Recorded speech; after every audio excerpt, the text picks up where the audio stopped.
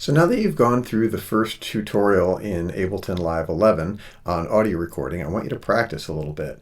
I want you to notice that over here I have a good audio level coming from my microphone. I've adjusted the gain so that the green is just over the halfway point here. If your gain looks like this, it's way too loud and you're going to get a distorted result. If your gain is way down here, you're not going to hear anything at all. So you want to be right about here. So adjust your gain, adjust the distance between the microphone and your mouth, and adjust your speaking voice, the amount of power you put behind your voice. You'll also notice that the red record button is armed, and I'm good to go. My metronome is all set. Now I'm going to count to 5, but I'm going to play the role of a studio person who cannot get it right. And we're going to piece together a recording using these using the punch-in feature. So here we go with my first take of counting to 5. Here we go. 1, 2, 7, 4, 5. Well, it would appear that I've made a mistake. That's no problem, says the recording engineer. We can just go ahead and punch in that funny note. So here's the playback. 1, 2, 7.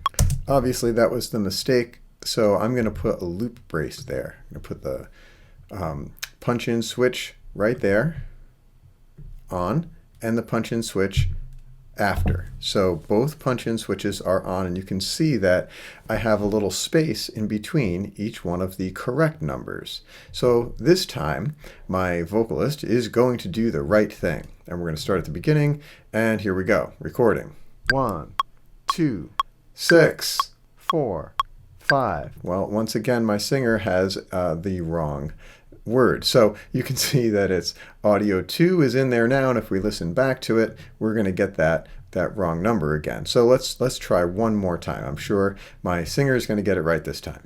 1, 2, 4, 4, 5. Well, once again, we have another problem. So notice that the recording software did not record over the 1 and 2. That's good.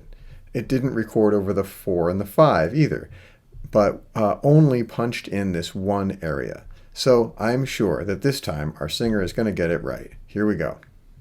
1, 2, 3, 4, 5.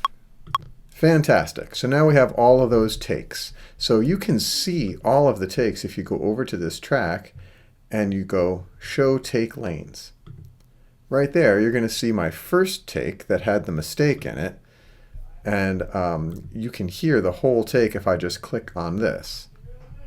7, 4, 5. And then the next take lane, 6. And the next one. I can hear all of these. So I can go back and just choose 4, the one that I want. 1, 2, 3, 4, 5. That's called making a comp take. You can keep all of the different takes and then go back and decide which one you like the best.